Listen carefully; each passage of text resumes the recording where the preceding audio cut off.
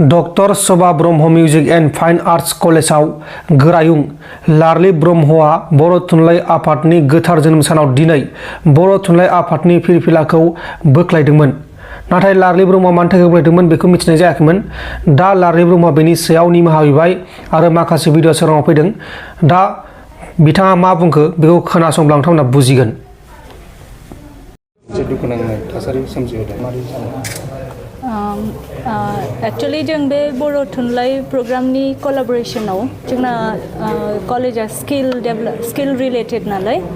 जोङो माने कैरमान एसोसिएशनजों कलाबरेट खालामनानै बे थुनलाइ दिनखौ प्रग्रामखौ लादों आरो साननैनि 16 and 17 ओमफ्राय बहाय मैया लास्ट मिनिटआव माने फ्लेगखौ जों नेशनल फ्लेग प्लस जोंनि कलेजनि फ्लेग आरो बर' थुनलाइनि फ्लेग लानो लाया बे डिस्काशन जादोंमोन। बेनि उनाव बेलासिथिं माने जोंनि सासे टिचारखौ बिथाङा साहित्य सभानि सोरबा मेम्बारखौ सिनायनाय कन्टेक्ट नाम्बार दं नालाय बिथांनाव सोंहरदों आरो दा आं आनफर्चुनेटलि मोजाङै कमिउनिकेशन जायो सोरनिफ्राय रायज्लायहरदों बेखौबो कनफार्म मोनथिथ'आ दाबो। थ' बेलासियाव आं न'आव थांफिननायनि सिगां बे टिचारा रायज्लायनानै बेखौ बुंदों जे माने फ्लेग आंनि बुजिनायखौसो आं बुंदों बिथाङा मा बुंदोंखौ बिथांजों रायज्लायजागोन। आंनि बुजिनायाव फ्लेगखौ थिखांनांला माने लिटारेचार डे बड' मा होनो बेखौ साहित्य सभानि दिन साहित्य सभानिखौ जों बाहाय सेलेब्रेट खालामाखै थुनलाइ डेखौसो थ' साहित्य सभानि फ्लेगखौ थिखांनाङा बेफोरबायदि आंनि बुजिनायखौ आरोखि। थ' नाङायाव कनफार्म जाबाय खालि जोंनि कलेजनि फ्लेगल' थिखांगोन ओमफ्राय नेशनेल फ्लेगखौ थिखांगोन बेल' रायज्लायबाय आरो बे फाइनाल जाबायमोन। ओमफ्राय दिनै फ्लेगखौ थिखांनो फैबा सासे स्टाफा खोन्थाबाय आरो बे फ्लेगखौथ' होफादों मा खालामनांगौ थ' बेखायनो आं नामाय होदों आरो मानोना जेब्ला मैया बेलासियाव माना खालामबाय दिनै जों हठात विदाउट पारमिसन जों बोरै फ्लेगखौ थिखांनो बिना पारमिसननि बोरै माने भार्बेल रायलायदों थ' भार्बेलबो जायोमोन नाथाय रावबो रायलायनानै होयैयाव बेखायनो नामाय होदोंमोन आरो अपमान खालामनायनि इन्टेनसनाव नङामोन मानोना विदाउट पारमिसन जों मालाय मोनसे एसोसिएशननि फ्लेगखौ बोरै विदाउट पारमिसन विदाउट एप्रुभेल बोरै थिखांनो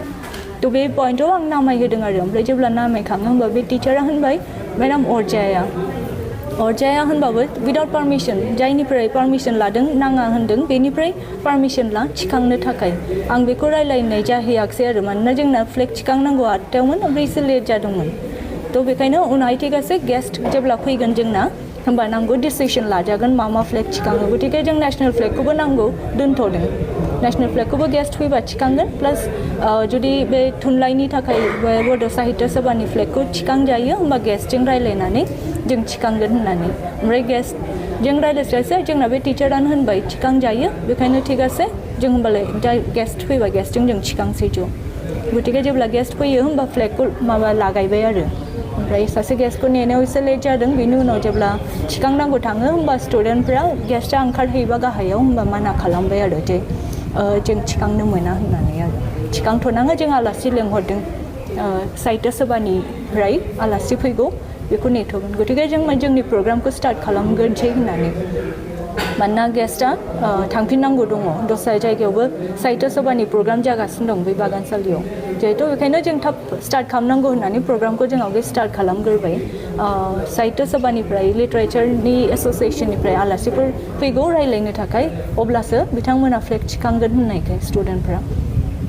थ' बे मिसइनफरमेसनाव माने फ्लेगखौ नामाय होनाय जादों ना मादों बेखौ एक्जेक्टलि आं बुंनो हाला खिन्थु आं विदाउट पारमिसन जों बोरै मालाय एसोसिएशननि फ्लेगखौ थिखांनो बे माबा मोनसे बर'नि लिटारेचार डे हिसाबै जों बेखौ सेलेब्रेट खालामदों बाट थुनलाइ मोनसे